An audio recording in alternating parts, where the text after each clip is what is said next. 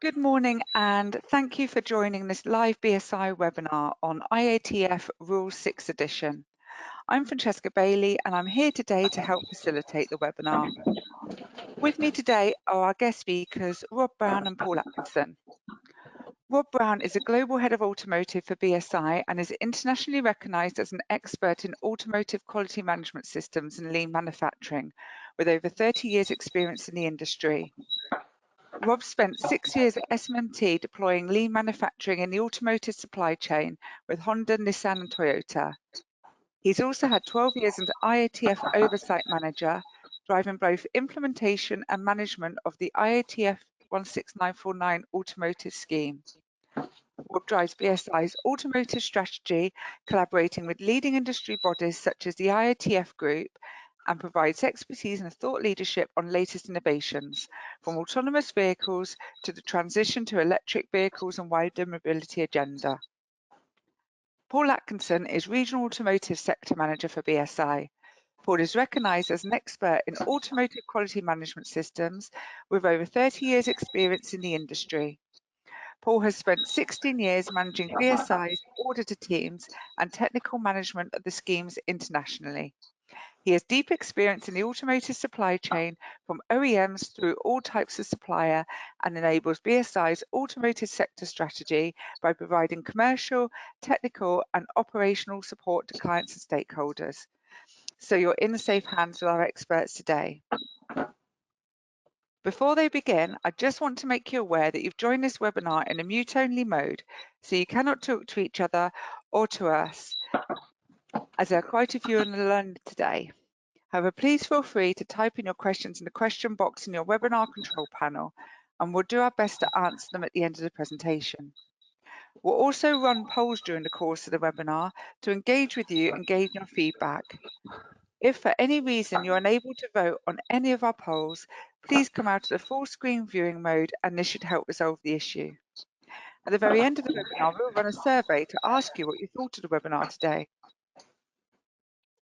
I'd also like to point out that we're running this webinar remotely from our homes, so although I hope this won't be the case, if there are any technical hitches, background disruption, please do accept our apologies and bear with us.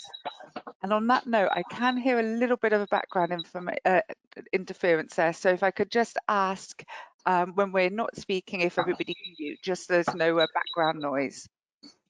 But for this moment, I'll now hand over to Rob, who will kick off the presentation. Thank you. Fran, thank you. Yeah, and welcome to everyone who's joining. I'm sure there's people that are morning or maybe even afternoon or even evening.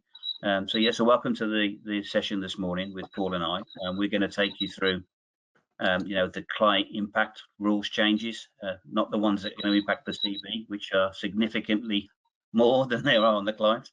And as Fran mentioned, we'll have that opportunity at the end to talk more about answering the questions. Yeah, so just a little bit of an overview. I think a lot of you on the line will probably be BSI clients, possibly some might not be, which is obviously good news to us. But just to show, really where we are in terms of BSI. So we have IATF certified clients in 55 different countries, very high number of IATF auditors spread across the globe, 217 or something like that. We have this very unique client portal we have, which you can manage all your non-conformities through, and audit reports and certificates and all that sort of side of things, which is brilliant. We became a TSAX approved provider 3 years ago, so one of the 16 or 17 TSAX approved assessment providers. So I'm sure some of you on the call will probably already be using us for that service as well. And then obviously we don't just do IATF, we do lots of other standards, ISO and 9014 and 45 and 27, and moving towards the new one on AI 42001. So, with the exception of IATF, when we get into other standards, we're allowed to use a hybrid audit program, which can help reduce obviously costs and things like that. And you'll see a bit later, there's a link you can follow to find out more information about BSI. So we'll move it forward a little bit. And I think, Fran, you're going to do a first poll of the day. I am, thanks, Rob. Rob, I can just hear just a little bit of background interference on your line, so I'm not sure if you're able to tweak that just while I read out the poll. Yeah, I can hear it, but I don't know where, because I'm in an area that's absolutely quiet. Okay, let's see how we go with that. So poll number 1, are you an existing BSI client for IATF certification?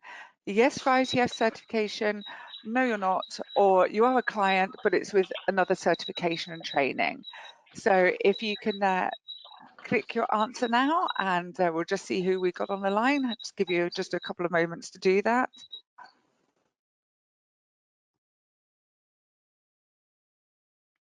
And while you're doing that, just to point out that the recording of the webinar will be available sort of in due course following the webinar. So you'll get a copy of the recording and the slides along with that.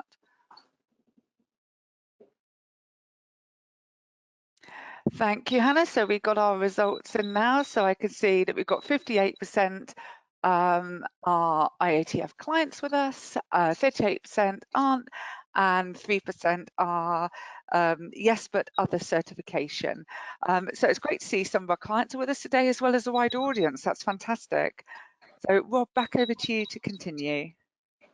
Fran, thanks. Hannah, yeah, thank you for running the poll. So yeah, interesting to see that we've got some BSI clients on, which is really helpful to you and obviously helpful to us, and obviously some other organisations that are joining. Possibly this will be the first level of interaction potentially with BSI, and hopefully not the last one. And so we're going to move on a little bit about the rules, but just a bit of an update just so everyone's aware. So when we talk about the rules and we talk about the IATF standard, this is the group of organisations that have total responsibility for the requirements in the standard and the requirements that are in the IATF rules. So you can see the 11 OEMs, which covers all their different brands who are members, and then the 5 national associations. You're probably aware that there's 39 IATF certification bodies, and each of the certification bodies has to report into an oversight office. BSI reports into SMMT in the UK. So let's give you a bit of an overview of the structure. So when we're talking about these rules and these IATF standard, this is the group that developed and wrote. So oversight effectively put the document together based on the experiences since rules 5th, and then IATF approved or modified or tweaked in some instances, and then approved it for release. So the document we see that came out about a month ago in about 11 or 12 different languages, you know, the IATF word moving forward. We move from rules 5th to rules 6th. And just a bit of an update, obviously certificate numbers continue to grow with IATF. The number at the end of the first quarter this year was up to just over 94,000. And you can see that the percentage in Asia Pac continues to grow. So 77% of the global certificates sit in the Asia Pacific area. And if you look at China, China's down at just over 53,000. So over 50% of the global certificates sit in China. This slide just maybe just shows any country with over 500 certificates. And if we went back about a year ago, you would see UK in Europe around about 506, 507. At the moment, you see UK isn't on there. We're around about 486 as a country, so dropped a little bit. But hopefully, as things move forward, we'll get back up to over 500 and appear back on the graph. Yep. So back to Fran. So Fran's going to pick up and do another poll about the rules before we move into the detail. Thanks, Rob. So you'll see the next poll on your screen now, and it's asking you, do you have a copy of the Rule 6 edition? Yes, I have a copy. Yes, I have a copy on order. I've got one coming. No, I don't. Or I'm kind of uncertain whether I need a copy. So I'll give you just a couple of moments just to answer that now. And just to remind you, whilst you're doing that, if you've got any questions, just to pop them into the question box, and we can get to the Q&A at the end and we can answer those for you, or get to as many as we can anyway. So any questions, do pop them into your question panel.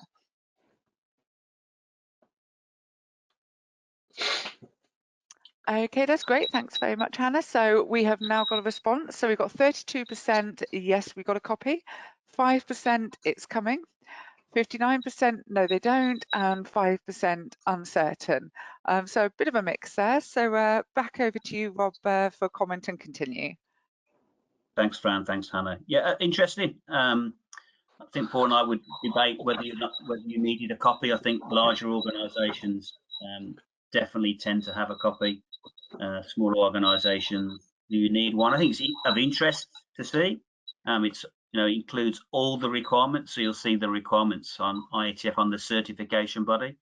So it would give you an overview of our role as a certification body within the overall scheme and the requirements that put on us by IATF, which are significant to say the least. So it might be of interest. I mean, just a matter of interest, if you're in the UK and you wanted to get a hard copy, the best place to get one, I would say, is SMMT. I think they do their copy, which is about A5 standard, £35.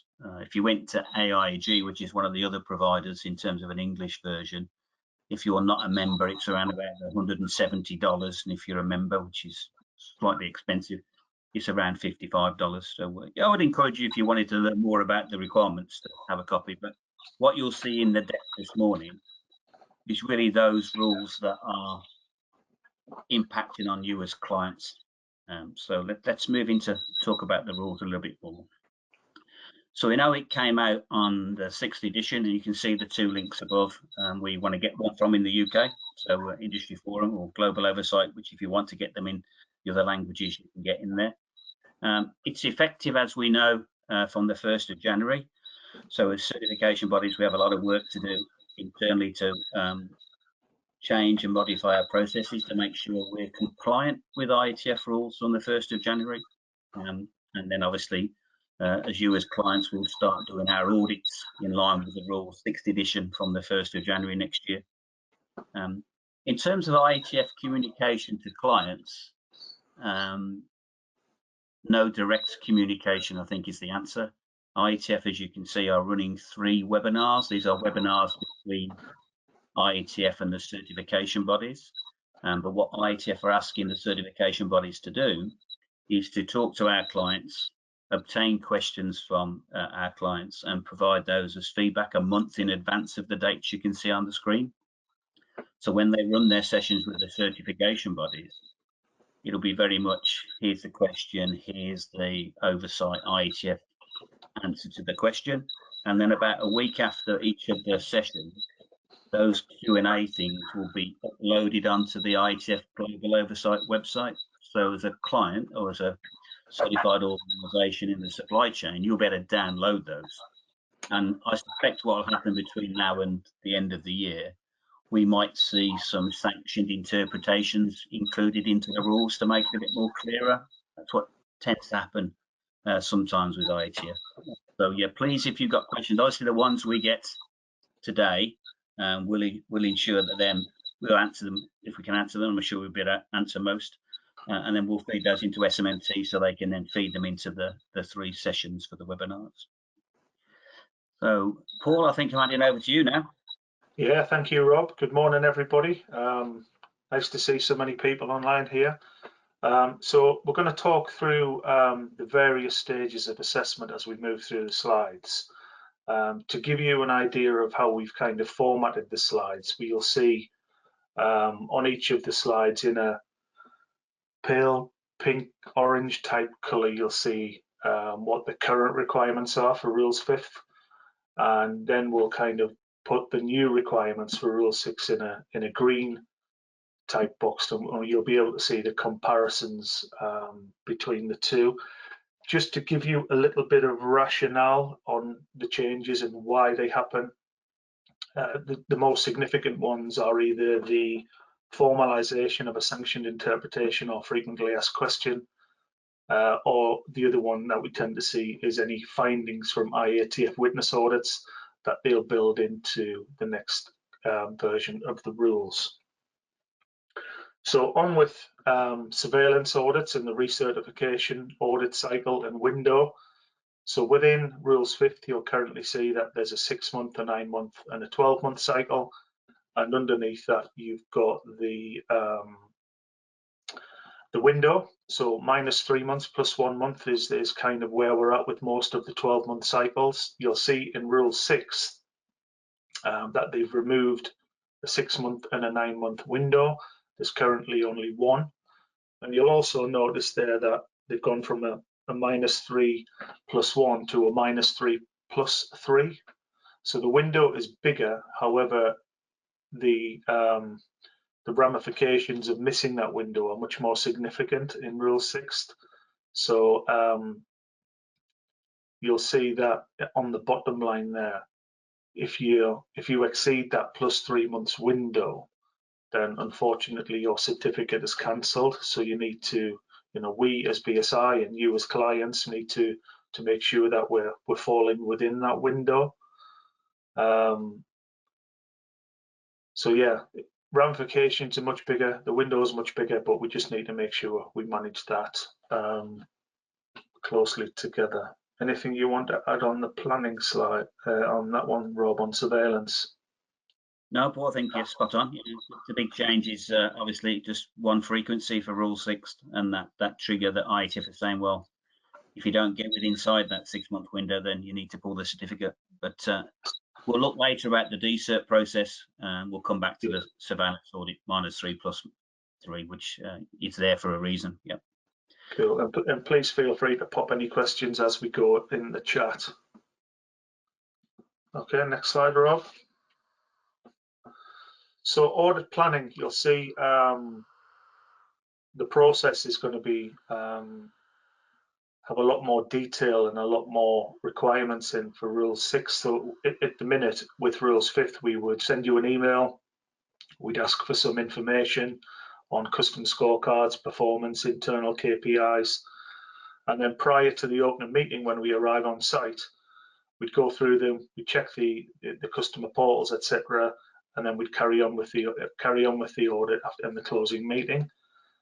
IATF and Rule 6 have decided that that isn't sufficient, so that the expectation is 30 days prior to the visit, you'll send us that information, and around that time, the CB shall provide a minimum of 1/2 day for audit preparation and planning, and that's above and beyond the audit duration. So our expectation is that that will be an interactive session between the client and the auditor, looking at the audit plan, looking at the information, and making sure what's in the audit plan that we've kind of agreed on is valid and it's correct. Then the other thing that's very different is when the audit starts, it will start with top management. The expectation is as we walk in, audit starts on the morning, wherever it may be, is that start with senior management, and they talk us through the customer portals, the scorecards, and that's really beefing up the expectation that senior management are engaged in that process. And the other thing to consider is that an audit day shall not exceed 10 hours. So please pop any questions around that in the chat if you have anything around that time as well.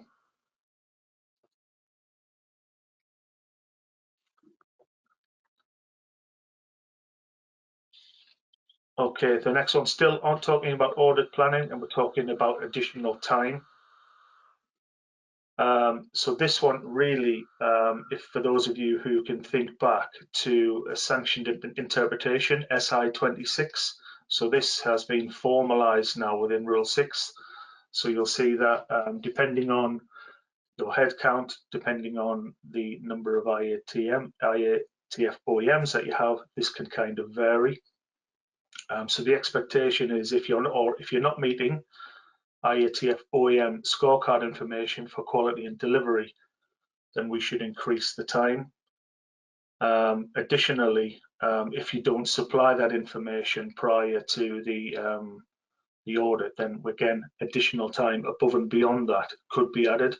So just to put that into context, if you, for example, have got 499 people on site, you currently supply Ford, GM, and Stellantis, for example, and you're not meeting the quality and delivery requirements for, say, 2 of those customers, then the expectation is to add 4 hours.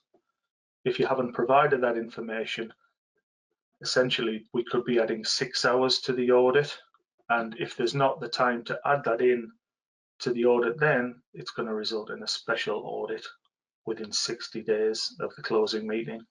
So quite a lot to get your head around there, but in reality it is the formalization of SI 26. Anything you want to add on that one, Rob? No, Paul, I think spot on. I think the issue is it's not necessarily new. To your point, it was a sanctioned interpretation before, but the big thing is obviously if it's not done, then we have no option but to add time or a special audit at a later date. Yeah, and it's good to see on the chat there. I have seen a couple of questions come through on audit planning, and so really, keep them coming, and we will pick them up at the Q&A session at the end. So thank you. Yeah, I think it's coming back to me for a couple of slides now, Paul. So I'll pick up and then come back to you. Thanks, Rob. Yeah, so thanks, Paul. Yeah, so obviously under Rules 5th for larger organisations, this corporate audit scheme, and you can see that based on the number of sites, you're allowed to have a maximum reduction. So if you've got 10 to 19 sites, you can have up to 30% reduction on the man days. For Rule 6, I think this is probably the biggest revolutionary change rather than evolutionary change. They're changing it.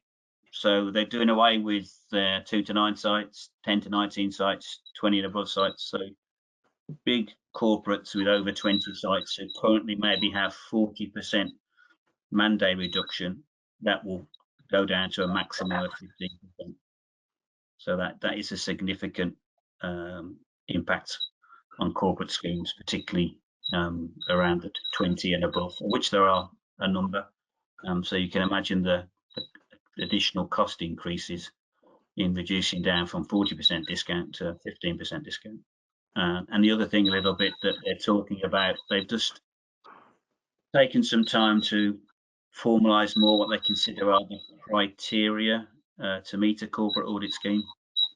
And you'll see it talks about at least 2 manufacturing sites, process essentially defined and structured, common set of process measurements, implemented sustainably in the same manner across all manufacturing sites and standalone remotes, localization of quality management systems, centrally managed internal quality management system, audit program, and there you have to identify a central location where the quality management system function resides. So very similar to Rules 5, but just a bit more clarification. So yeah, corporate audit scheme, no longer 20, 30, 40% discounts, down to 15 across the board. And then in terms of man-day reduction, you'll see at the moment in Rules 5th, you can have a reduction, maximum of 50% reduction for a stage 2 audit. And then also if you're converting a letter of conformity to a stage 2 audit, you can get a 50% reduction. And again, IATF have looked at that and considered that that's too much of a reduction, potentially impacts on the time allowed for the CB to produce an effective and efficient audit. So they're reducing the maximum 50% down to 30% in both instances.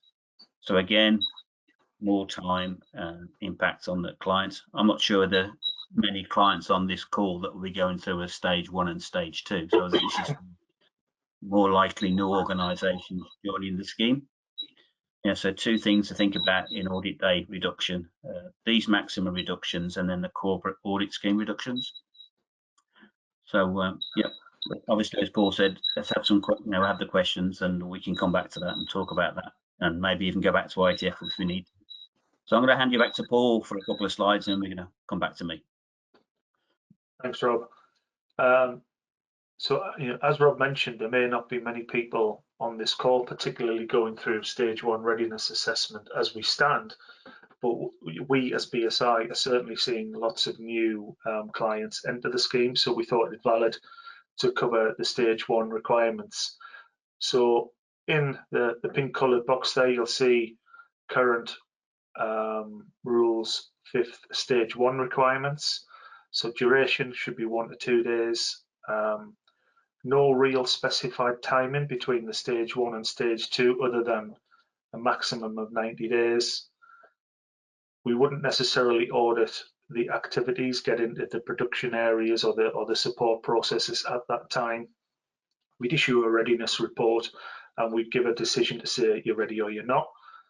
That wouldn't go through any kind of independent technical review. And if you weren't ready, you could have another stage 1 essentially the following day.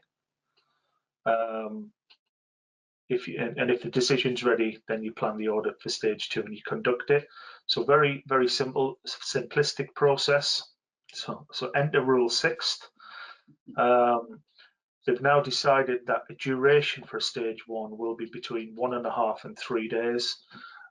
Just to put that in context, I was having a think about how we currently do it in rules 5th. So I've been auditing to IATF and TS 16949 for I think 15 years now, and I think every stage 1 I've ever done in the past has been 1 day long. So the duration increase is certainly new. However, what they're trying to do is split that into 2 stages. So one part they're calling a system structure review. So that'll be essentially what the old stage 1 would look like. There's now a second part which will be considered as within it as well, which is an operational review. So and they're calling it an audit of Gemba. So essentially what that will be, it will be an operational review. The way we foresee that happening is walking the processes, taking, not necessarily auditing, but taking some samples along the way. And what we'll do then is we'll be able to highlight any potential areas of concern. So in theory, if it's done effectively, that should give you a lot more information and hopefully reduce the major non-conformities at the stage 2 stage. One of the things that will happen following the stage 1 under rule 6, there'll be an independent technical review. So in old money, that would be a veto review. So that the stage 1 report will be veto reviewed before we can say that it's good for the stage 2, and that has to happen within 15 days.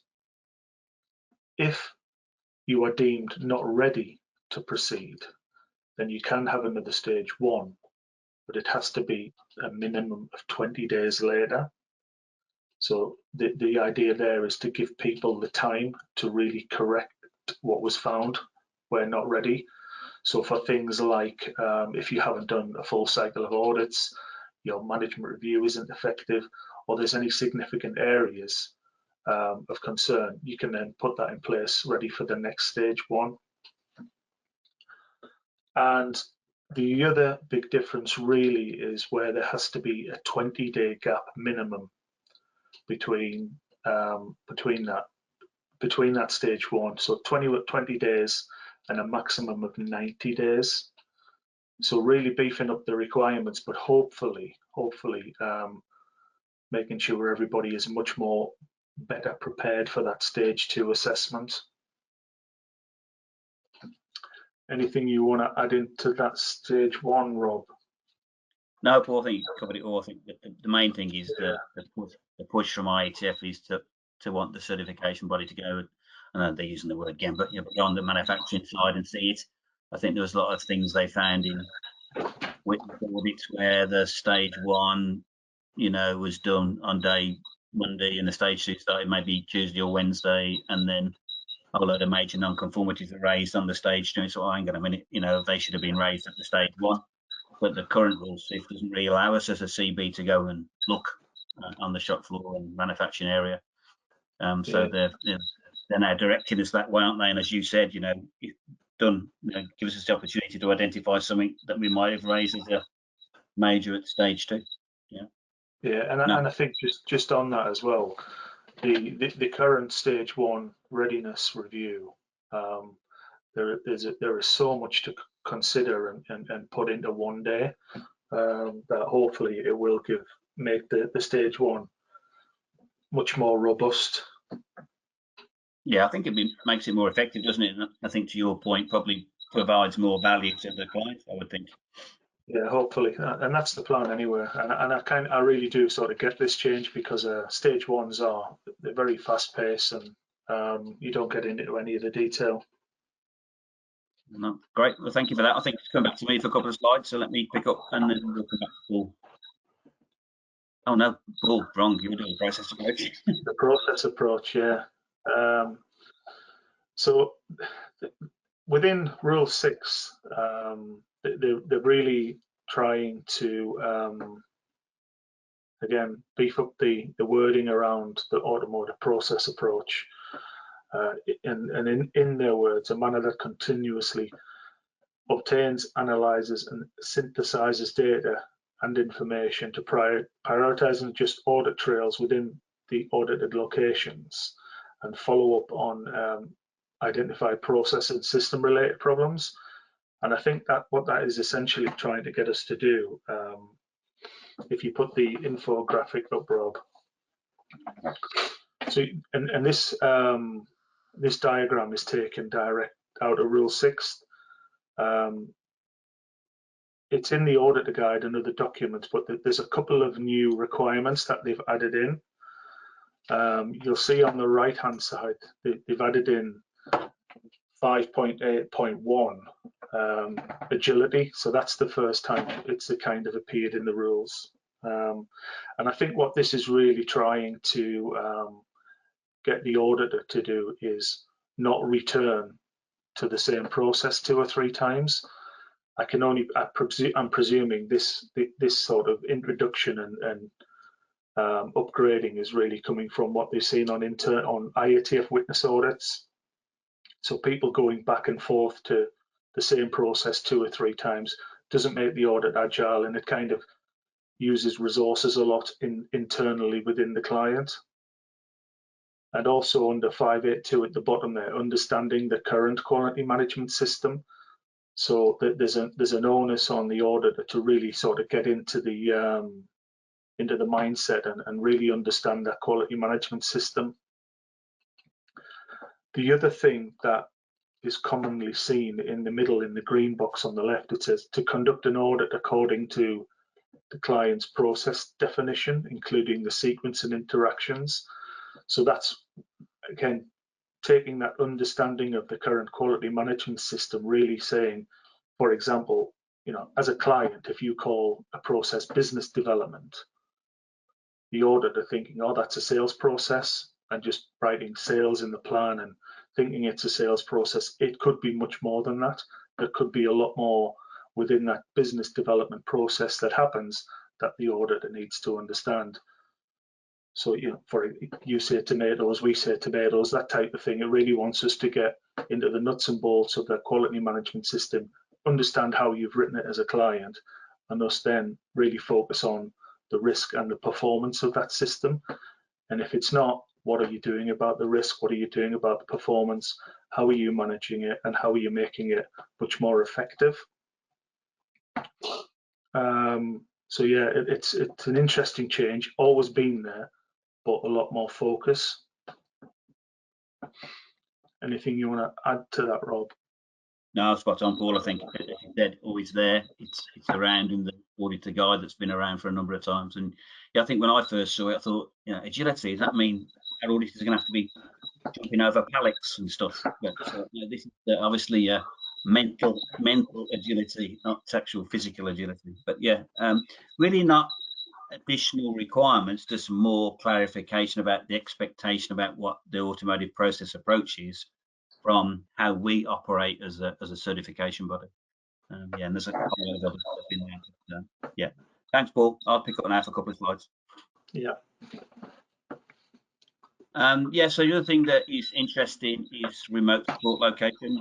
Obviously, under Rule 6, we talk about when a design remote support location should be audited, and when the other non-design automotive RSL should be done. So typically, design has to be done once every year, and if they're non-design, then that can be done sort of like once before the initial audit, and then sometime within the surveillance audit cycle, and not very not very targeted in terms of what's the sort of timing around it, the timing windows you saw, that similar in the surveillance audit cycle. So Rule 6 has changed it quite, so I would say significantly, maybe helpful in terms of times of planning.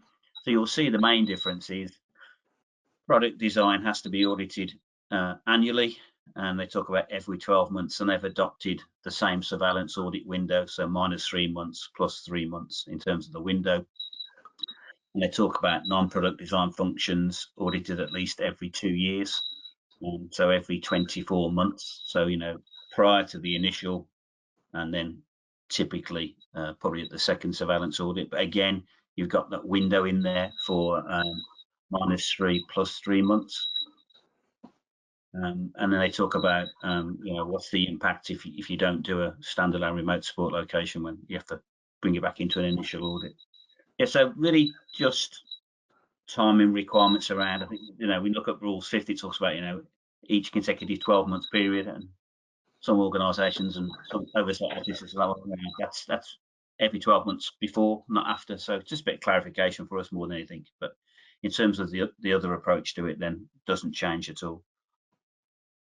And then they bring in something called remote audit method. So when we first saw this, I think we all cheered and thought, yeah, hybrid audit. Afraid not.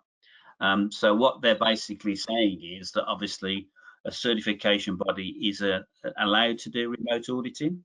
It talks about in, you know, what areas can it be done. The bizarre one is that we have to we're allowed to go on site to remotely audit employees of organisations that are working from home. Why we can't audit from home for members of the client who are also working from home, I'm not really quite sure. And then the other one it talks about is obviously for conducting surveillance audits.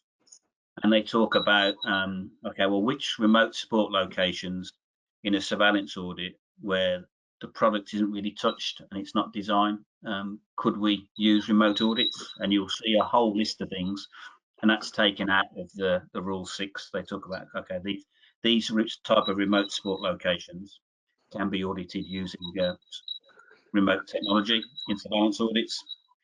But then bizarrely, they're saying that every other audit has to be on site. So rather than say, okay, you can continue to remote support locations that are not designed and don't touch the product, sort of every other audit has to be done. And they also allow us, Paul went through the readiness review earlier. So if there's a failed readiness review and maybe it's a particular area, so yeah, what they would call limited scope, repeat stage 1, we could go and use remote technology to do a repeat readiness assessment. And yeah, very similar from, I think, what they've saw under COVID conditions, remote support locations, yet fine, they were comfortable with that, but they're not comfortable with having manufacturing done under remote audit working. So, and I doubt that will ever change in IATF. So there's a little bit of leeway. They're starting to allow us to use, you know, technology to do remote audits around remote support locations. And then we're into NC management. It's a diagram that's pulled out of Rule 6. Don't worry too much about all the information. I just want to focus on a couple of areas. And the main area to consider to start with is major non-conformity. So currently under Rules 5th, the client, if they have a major non-conformity, has 20 days to respond with certain requirements. So you can see there 5, 11, A to D, and on the next slide I'll go through what they are. But they've now changed that from 20 days to 15. And obviously the other thing to focus on for us is that you know, we're allowed to go back to you and say, well, okay, that's not quite right, we need to do some other work, which allows us up to 30 days for a major if the initial response has been rejected. So the big change is the reduction from 20 days for a major to 15. And when we talk about that, this is the information we're talking about. It talks about A to D. So in that 15-day period, you need to provide to us implemented containment action and measures of their effectiveness, what the implemented correction is, all the usual root cause analysis, impact on other products or processes, and then the corrective action to eliminate the identified root causes and the methods identified for verifying the effectiveness of the action. So all that needs to be provided in that 15-day window now, not a 20-day window. And we'll go back to Paul shortly, and he'll take you through the decertification process. But just remember that what is a 20-day is now a 15-day, and that's for major non-conformities. And then it remains the same when we get to the 60 days, obviously for major. We have to look at coming on site to do on-site special audit for a major non-conformity, but at that 60-day, we need to have this additional information. The implementation of the planned corrective actions to eliminate the root cause and all the verification and effectiveness and implemented correction. So we need to have that all done within that 60-day window and provided. And obviously we would come on board then to do a special audit and hopefully close out the major non-conformity from a point of view of NC management. And the other interesting thing that IATF have done, and the reason they've done this is obviously 39 certification bodies, probably 39 different ways of deciding how much time's needed to close out a minor non-conformity or a major non-conformity. So they've actually specified now timing. So as a certification body, we have to plan between 1 to 3 hours to close each major non-conformity. And for a minor non-conformity, we have to plan between half to 1 hour for each non-conformity. So that's new requirement on us as a certification body. Yeah, Paul, do you want to add anything just about the NC management, just out of interest? I think just on the timings at the end, there's never been any guidance on what is the right amount of time or wrong amount of time. So they've kind of clarified that as half an hour to an hour. In reality, it may take longer than an hour for a minor non-conformity. It may take 5 minutes, but at least there is some guidelines now anyway. Yep, thanks, Paul. So I'm going to hand over to Paul for the decertification process, just to walk us through that, and then I think we're going to probably go into Q&A by then. But let's hand over to Paul for decert. Cool, thanks, Rob. So this is quite a busy slide, but in reality, there aren't many significant changes. Decertification is a big word. It's a strong word. Sounds very final, but it's kind of where it's in the rules now. So as soon as you get a non-conformity in Rules 5th as it stands, you enter the decertification process. Failure to act and do things as you should, you're going to lose your certificate. In the decert process at the minute, that decision after 20 days has been shrunken down back to 15 days.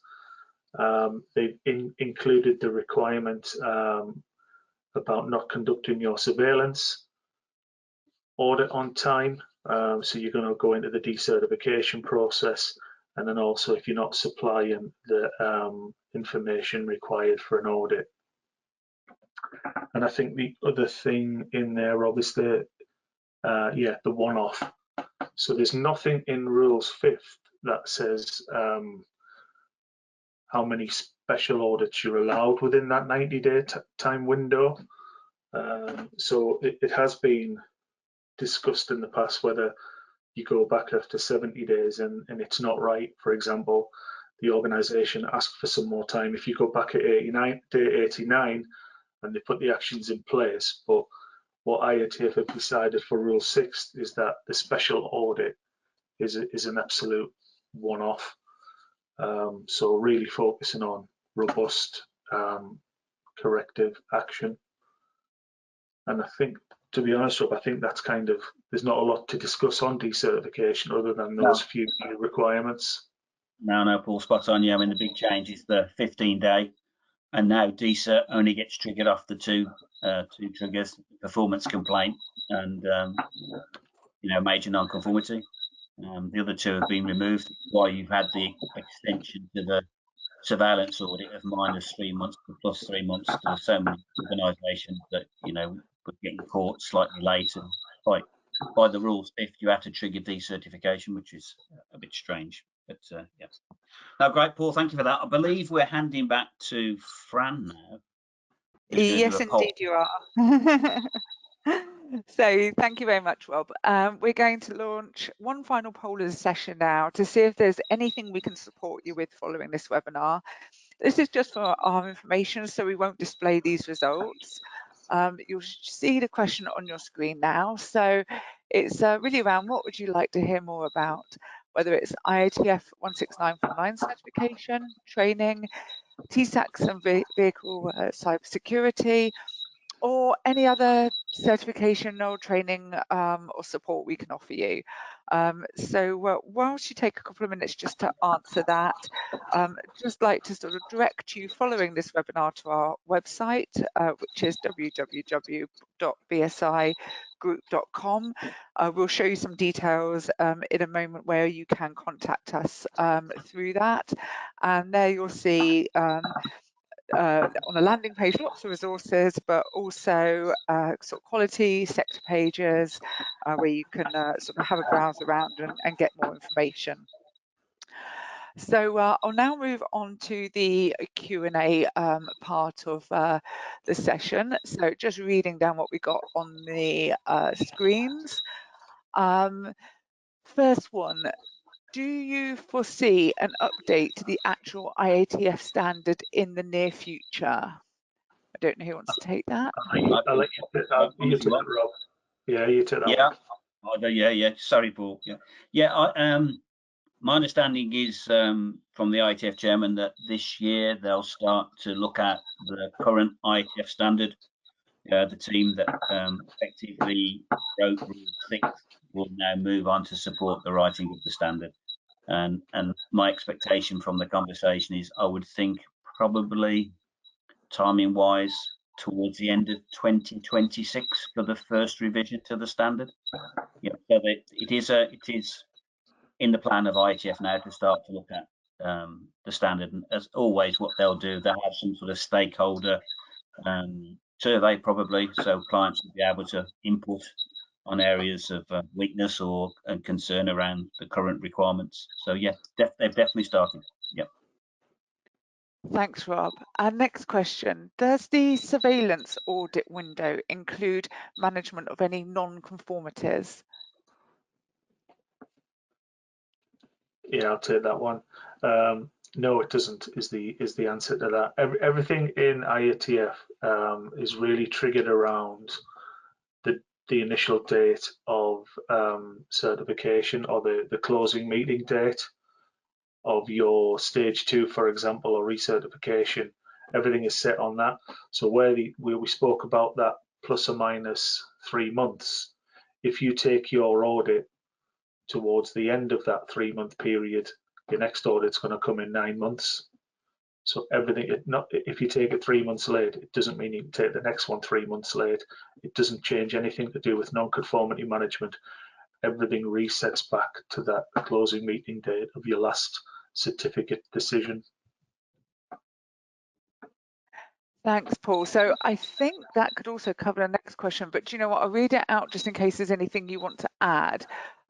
So the next question was, if the audit is pushed out to +6 months, does that impact the following year? Yeah, essentially it doesn't. As I mentioned, everything goes back to that original date. So if you take it 3 months late for one reason, there could be a business decision, it could be anything, but we will try and reset that back to the nominal. Brilliant. The next question, will the pre-meeting for audit planning be 0.5 days? Would that be remote? Yes, it absolutely will be. And as we mentioned through the slides, we'll try and make that as interactive as possible. You may not be needed for the full amount of time. The auditor may need to have a 1 or 2 hours with you, discuss all of that planning information, may break off for a couple of hours, finalize the plan and kind of submit it back to you as an agreed plan. But yes, 100% remote. Excellent. We may need a bit more context on the next question. I'll read it out in case it jogs your memory, but if not, if perhaps a listener can elaborate. The next question reads, does this only apply to plants or remote support locations also? I'm not sure what slide that fell on. Does that jog any memory, or should we ask the listener just to put a bit more context? No, I think it links to the half-day planning audit. So at the minute within the rules, it does say, it says manufacturing site and remote support location. We've actually gone back to and submitted our feedback back to SMMT for IATF, just to get some further clarification if it's actually needed for a remote support location. So you can imagine if you're a remote support location who only do sales, for example, and that meeting's gonna, the audit's planned in for 4 hours, you know, what the validity of a half-day planning audit for that is nonsensical, really. So we have asked for feedback. Great, thanks, Paul. We'll get that on the 18th of June webinar with IATF. Brilliant, thank you. And the next question, I believe this was when you were talking around the audit planning slide. So it was a point raised on that, and it was around what is the consequence if the senior team can't answer. Again, do we need any more context on that, or does that jog anything? I think I can kind of work out what it is. So what is the consequence if the senior team can't answer? I think the most significant part is for them to be there and to have an understanding.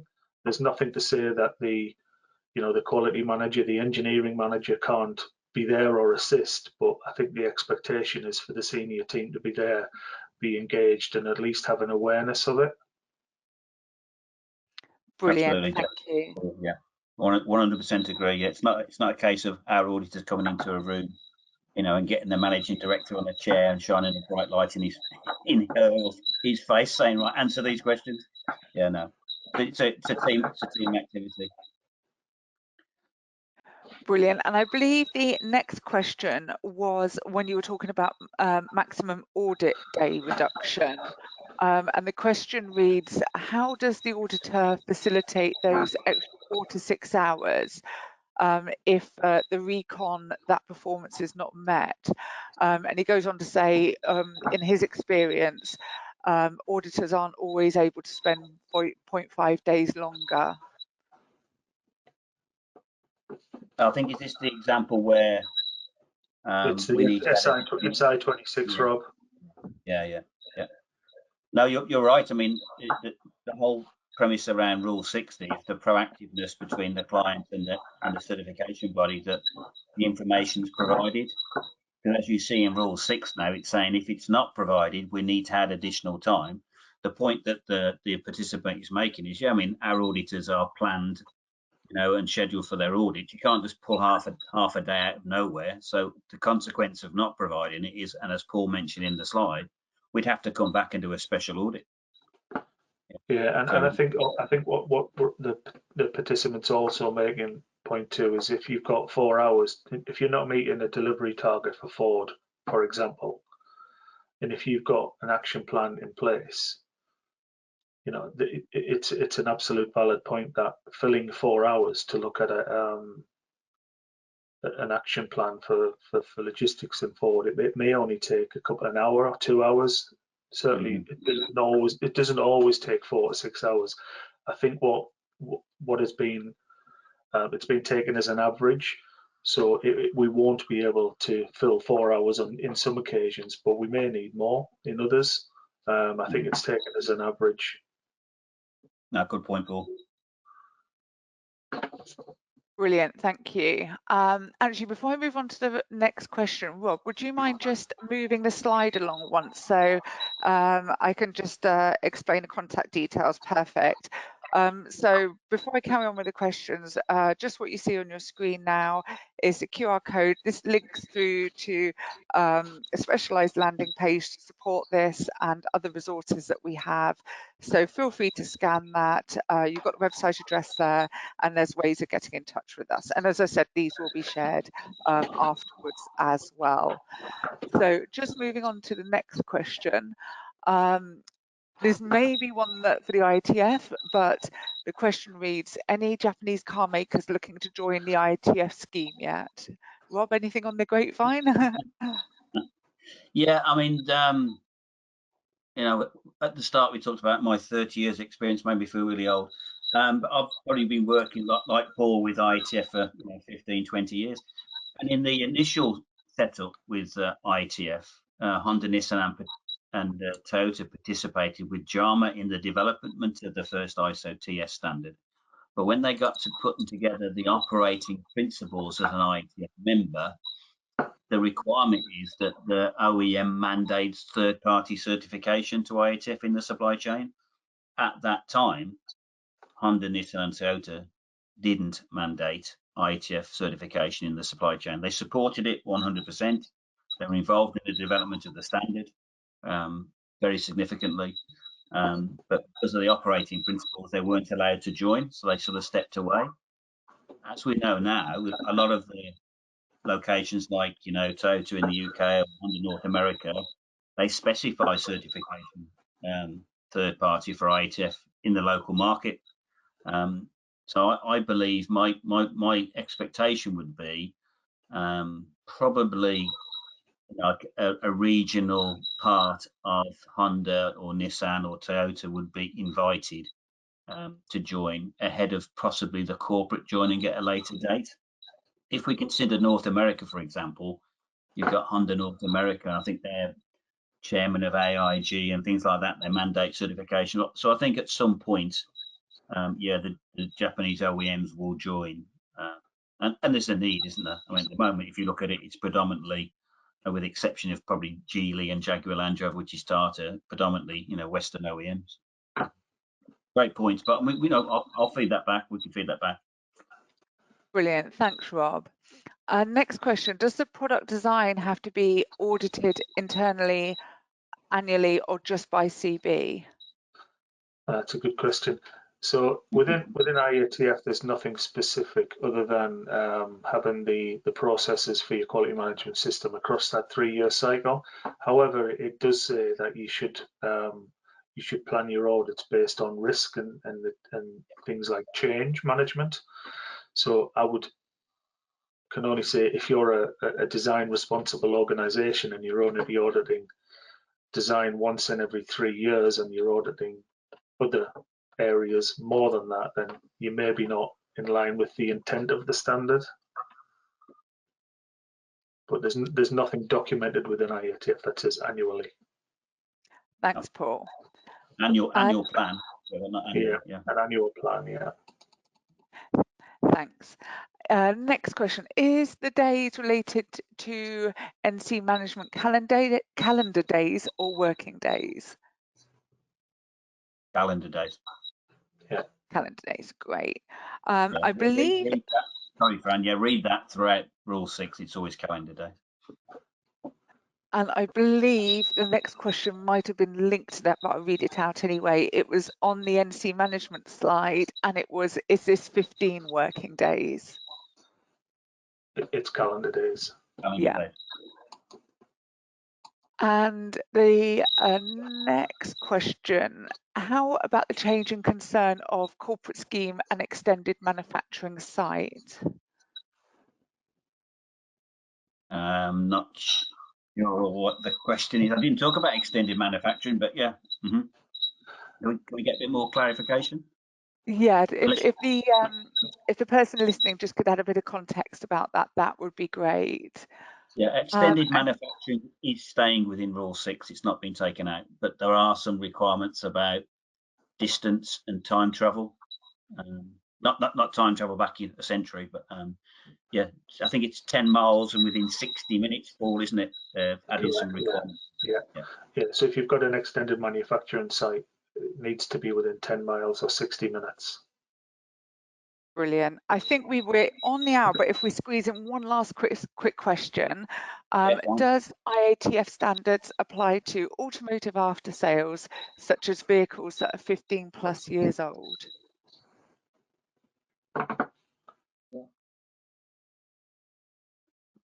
Sorry, Fran, read that again. Does the IATF standard apply to automotive after sales, for example, vehicles that are over 15 years old?